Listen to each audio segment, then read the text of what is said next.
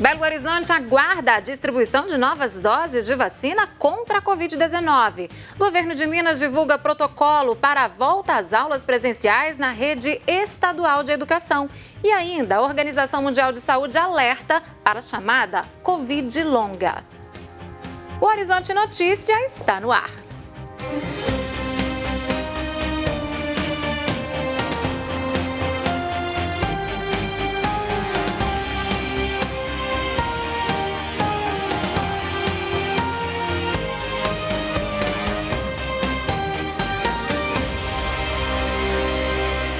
Olá! A Prefeitura de Belo Horizonte começou a vacinação contra a Covid-19 no dia 19 de janeiro. E nessa quarta-feira, dia 24 de fevereiro, o estado de Minas Gerais recebeu novas doses dos imunizantes. Mas elas não foram distribuídas e a Secretaria de Saúde aqui da capital aguarda para continuar com a campanha de vacinação dos grupos prioritários. Vacina contra o coronavírus é item de luxo. Por causa da falta de imunizantes disponíveis, várias prefeituras tiveram que suspender a campanha de vacinação. 357 mil unidades chegaram a Minas nessa semana, mas ainda não foram distribuídas. Na capital, esse atraso reflete nas etapas de imunização. Diante do quantitativo pequeno de vacinas recebido, nós conseguimos vacinar e ter vacina disponível para a população de 86 anos e mais. A gente espera, na próxima remessa, continuar vacinando a população idosa e depende, então, do quantitativo a receber, a faixa etária, então, será divulgada. Belo Horizonte tem cerca de 2.500.000 habitantes. Pouco mais de 2% receberam as 2 doses da vacina. Índice considerado baixo se analisado no todo. O público-alvo de Belo Horizonte é em torno de 1.100.000 pessoas, 100 mil pessoas. Então, não existe até esse momento vacinas para a população, vamos dizer, geral acima de 18 anos. Então, a gente gostaria que tivesse vacina suficiente para pelo menos até o meio do ano a gente já ter completado a vacinação dessa população-alvo. A partir daí, será possível ver resultados no combate ao coronavírus. A gente se baseia muito no exemplo de Israel, que assim que conseguiu vacinar a sua população de maior risco, a sua população prioritária, já começou a ver um decréscimo nos números da pandemia e conforme foi, obviamente, aumentando a cobertura vacinal da população, foi vendo essa diminuição não só crescer, mas também como se sustentar. No começo da semana, a taxa de transmissão na capital estava em 0,94. Hoje é de 1,01 no nível amarelo. A ocupação de enfermarias passou de 48,7% para 50,9% e de UTIs de 65,5% para 69,7%. Engana-se quem pensa que a vacina desobriga cuidados. Mesmo quem recebeu as 2 doses ainda pode ser um agente transmissor do vírus. A vacina não impede a transmissão do vírus, ela diminui, alguns estudos já mostram que algumas dessas vacinas diminuem a nossa transmissibilidade, quer dizer, você pode ainda assim pegar a doença, mas também transmitiria menos. Mas não existe a hipótese até esse momento de que essa transmissão seja completamente interrompida pela vacina. Quando a gente fala de uma vacina com uma eficácia de 50%, não significa que 50% das pessoas que tomarem vão pegar, ou que 50% não vão, ou ainda que você tenha 50% de risco individual de pegar a doença. Significa que a vacina reduz o seu risco individual em 50%. Quer dizer, se você é uma pessoa que se expõe muito, que está numa linha de frente, por exemplo, ou que não toma as medidas necessárias, você tem esse risco e a vacina diminui o seu risco pela metade. Se a gente aplica essa vacina em alguém que já se protege e que já tem um comportamento diferente com relação à pandemia, esse risco vai ser reduzido pela vacina à metade. Então, é por isso que ainda é necessário que as pessoas utilizem as medidas de precaução, porque elas não estão completamente sem risco por tomar a vacina e porque ainda existe um risco que é relativo ao seu comportamento. Então, quanto mais você aderir às medidas de precaução e também for protegido pela vacina, menor o risco que você vai ter. E a Arquidiocese de Belo Horizonte realiza campanha para ajudar as vítimas das enchentes que atingiram o município de Santa Maria de Itabira, que fica na região central de Minas. A cidade foi atingida por uma forte chuva no dia 21 de fevereiro, que provocou deslizamentos de encostas, inundações, desabamentos de imóveis e também soterramentos. 6 pessoas morreram e mais de 100 famílias estão desabrigadas. A cidade ainda sofre com o desabastecimento de água e também alimentos. Os recursos arrecadados vão ser destinados para a compra de água mineral, alimentos e produtos de higiene. Doações podem ser feitas a partir da seguinte conta: Mitra Arquidiocesana de Belo Horizonte, Banco do Brasil é a conta corrente 45 325 dígito 0, agência 3495 dígito 9, CNPJ 17 505 249 0280 80. Após realizar a sua contribuição, se possível, envie a foto do comprovante de depósito para o e-mail financeiro@providence.org.br. Agora está na hora das notícias do dia. Pois é, vamos até o estúdio da Rádio América M750 para a nossa conversa com o apresentador do Manhã América, lá na Rádio América, Giovanni Rodrigues. Bom dia para você, Giovanni. Muito bom dia, Síria. Muito bom dia a todos. Vamos começar falando do Tribuna Livre daqui a pouquinho às 11 da manhã com Rafael Nobre, que traz notícias sobre política, local, nacional, cidades e muito mais para você daqui a pouquinho às 11 da manhã.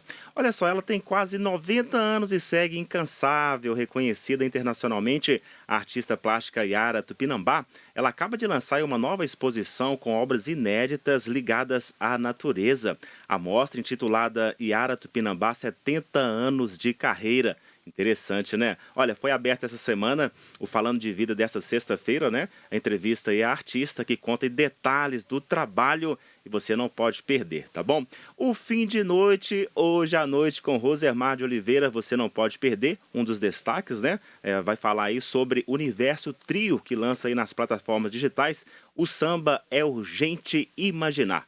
A canção tomou forma entre junho e julho de 2020, com reflexões sobre os sentimentos de um momento único marcado pela pandemia do novo coronavírus. A produção, o programa, hoje a partir das 10h30 da noite, com Rosemar de Oliveira, o programa Fim de Noite, tá bom?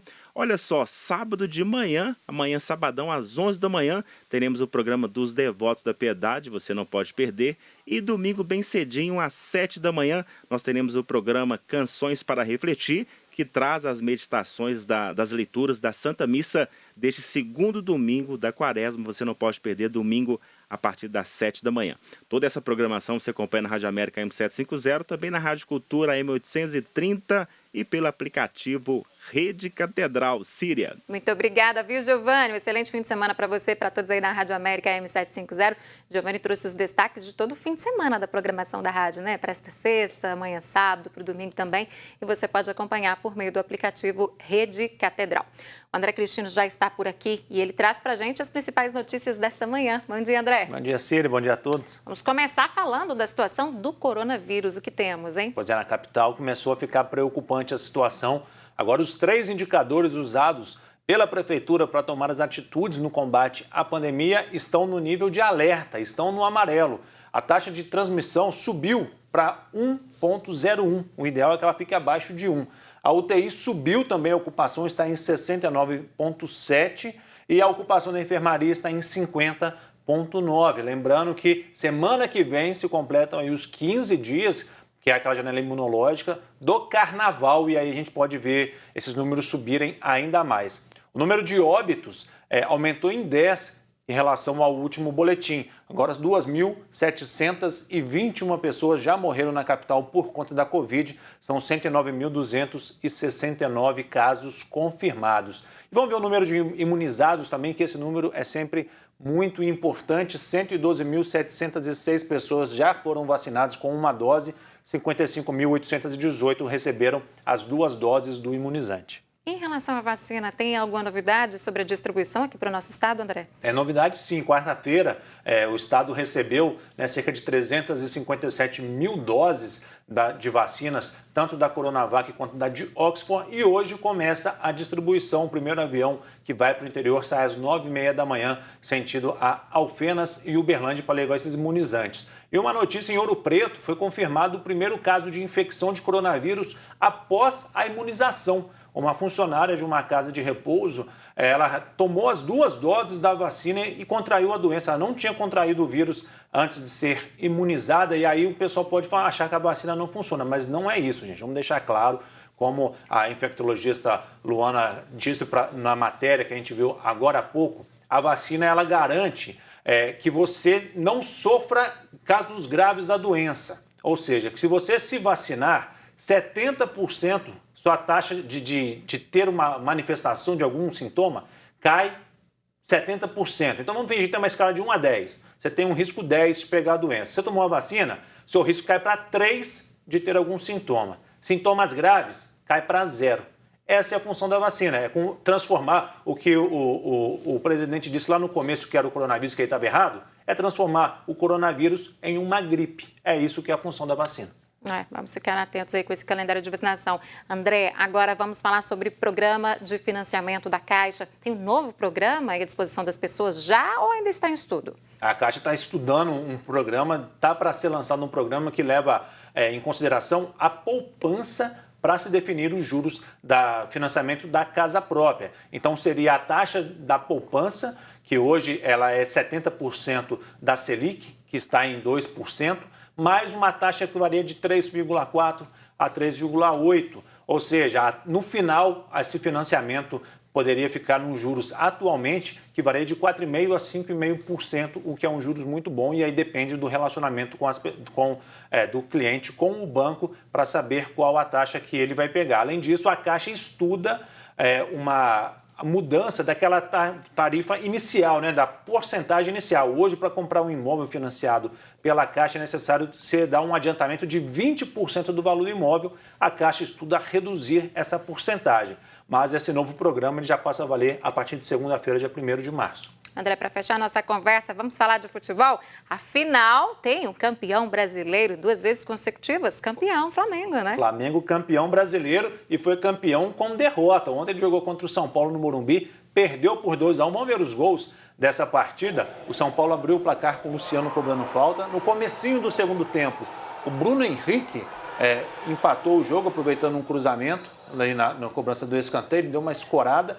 E depois o Pablo fez o gol da vitória do São Paulo, aproveitando um vacilo do goleiro que assumiu o erro e deu as bolas no pé do Daniel Alves. E aí o São Paulo venceu por 2-1, mas como o Internacional empatou com o Corinthians, o Flamengo foi bicampeão brasileiro. O Atlético jogou no Mineirão contra o Palmeiras, venceu por 2-0. Vamos ver os gols das partidas também. O primeiro gol foi marcado pelo volante Jair, de cabeça, e o segundo foi o Sacha. Quem fez com esse resultado, o Atlético garantiu a 3ª colocação do Campeonato Brasileiro, 29 milhões de reais, e a vaga na fase de grupos da Libertadores. Acabou o ano 2020 para o futebol mineiro e amanhã começa o campeonato estadual, começa o campeonato, o ano 2021 para todas as equipes de Minas Gerais. Tá certo, a gente vai trazer todas as informações para você, André. Muito obrigada e até segunda-feira. Até. Gente, olha só, a Organização Mundial de Saúde alertou que a chamada Covid longa deve ser uma prioridade clara para todas as autoridades sanitárias do mundo. Um número significativo de pacientes enfrenta sintomas de longa duração após serem infectados com o novo coronavírus. A chamada Covid longa, que afeta misteriosamente um número significativo de pacientes de Covid-19, deve ser uma prioridade clara para todas as autoridades sanitárias do mundo. A afirmação foi feita nesta quinta-feira pelo Escritório Europeu da Organização Mundial da Saúde, que destacou o sofrimento de muitas pessoas que sobreviveram à doença, mas apresentam sintomas a longo prazo. Segundo a OMS, esses pacientes enfrentam ainda a falta de compreensão.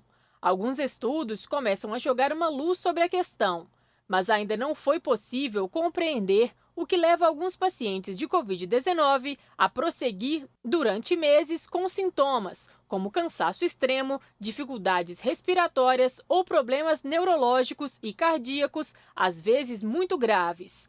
Segundo a OMS, cerca de 1 em cada 10 pacientes com Covid-19 permanece doente após 12 semanas e muitos por um tempo maior. E daqui a pouco, um especialista vai falar aqui no HN sobre cirurgias de otoplastia. Voltamos em instantes.